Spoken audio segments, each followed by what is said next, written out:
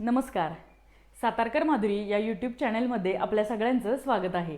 आज आपण एकदम झटपट आणि चटपटीत अशी कैरीची रेसिपी पाहणार आहोत.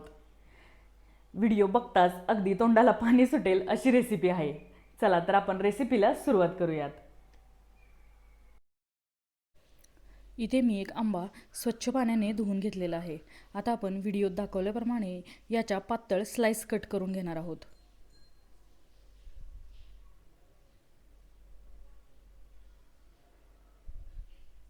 व्हिडिओत दाखवल्याप्रमाणे आपल्याला याच्या पातळ पातळ स्लाइस कट करून घ्यायचे आहेत.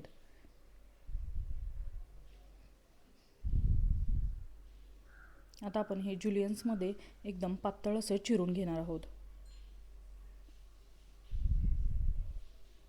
कैरीच्या अजून भरपूर साऱ्या रेसिपीज आपल्या चॅनलवर अपलोड केलेल्या आहेत, त्यासुद्धा तुम्ही पाहू शकता.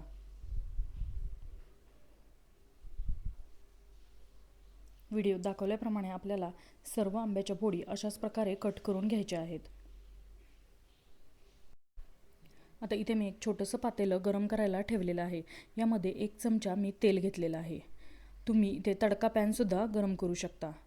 आपल्याला या चिरून घेतलेल्या कैरीवर तडका द्यायचा आहे. इथे मी अर्धा चमचा जिरं घातलेलं आहे.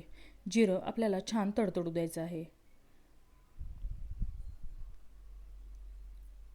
जिरं तेलामध्ये व्यवस्थित तडतडलं की मग इथे मी 7 ते 8 पाकळ्या लसूण ठेचून यामध्ये घातलेला आहे. 1 मिनिटभर मीडियम फ्लेमवर लसूण आपल्याला तेलामध्ये छानपैकी परतवून घ्यायचं आहे. आता आपण यामध्ये 1 चमचा एवढं लाल तिखट घेतलेलं आहे व पाव चमचा हळद घेतलेली आहे.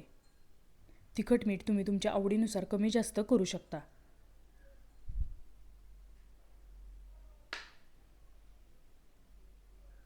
आता आपल्याला ही फोडणी आपण जी कैरी चिरून घेतलेली आहे यावर घालायची आहे. आता आपण हे सर्व व्यवस्थित मिक्स करून घेऊयात. जेवताना तोंडी लावण्यासाठी ही रेसिपी एकदा नक्की ट्राय करून पहा. 7 ते 8 दिवस हे हवाबंद डब्यामध्ये व्यवस्थित टिकते. डाळ भातासोबत ही रेसिपी तुम्ही नक्की ट्राय करून पहा. आता आपण यामध्ये चवीप्रमाणे मीठ घालूयात व पुन्हा एकदा हे सर्व व्यवस्थित मिक्स करून घेऊयात. जर तुम्हाला ही रेसिपी आवडली तर प्लीज लाईक करा, शेअर करा. सातारकर माधुरी या यूट्यूब चॅनलला सबस्क्राईब करा, जेणेकरून अशाच पद्धतीच्या नवनवीन चटपटीत रेसिपीज तुम्हाला पाहायला मिळतील. धन्यवाद.